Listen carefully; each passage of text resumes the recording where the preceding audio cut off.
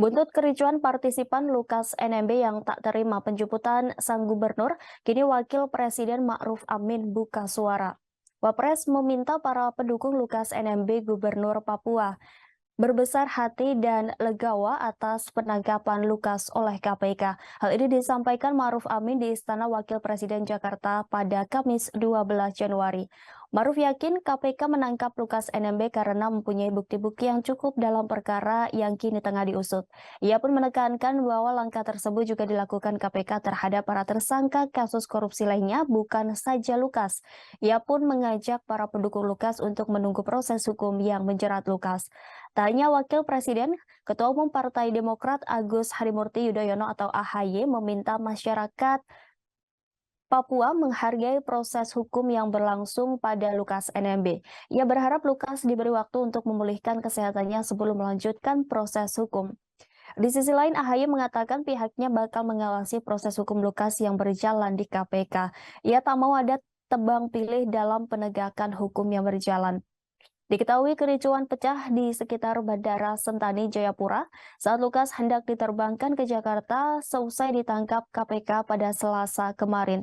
Kericuan terjadi karena massa memaksa masuk ke area Base Ops Lanu Jayapura tempat Lukas akan diterbangkan menuju Jakarta. Kericuan juga sempat terjadi di depan Makobrimob Kota Raja Jayapura, tetapi situasi kini sudah normal kembali. Lukas telah ditetapkan sebagai tersangka kasus dugaan gratifikasi senilai 1 miliar rupiah sejak 5 September 2022. Ia berulang kali mangkir dari panggilan KPK karena alasan sakit hingga akhirnya ditangkap pada Selasa lalu. Terbaru Lukas NMB telah tiba di Gedung Merah Putih KPK usai menjalani perawatan di RSPAD Gatot Subroto, Jakarta pada Kamis 12 Januari sore. Lukas tiba sekitar pukul 17:11 waktu Indonesia Barat. Turun dari mobil, ia mengenakan rompi oranye tahanan KPK. Lukas juga masih memakai kursi roda dan tangannya terborgol. Saat para wartawan menyapanya, ia hanya mengangkat jempolnya dengan kondisi terborgol, lalu masuk ke Gedung Merah Putih.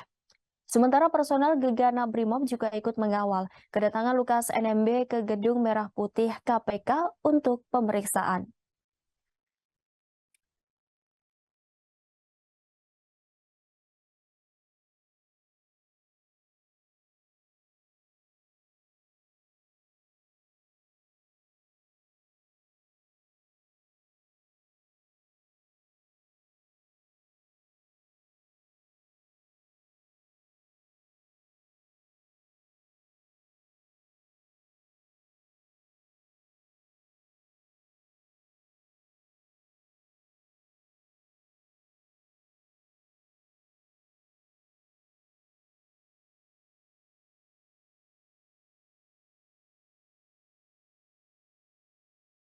Ruang itu kepada Bapak Lukas NMB.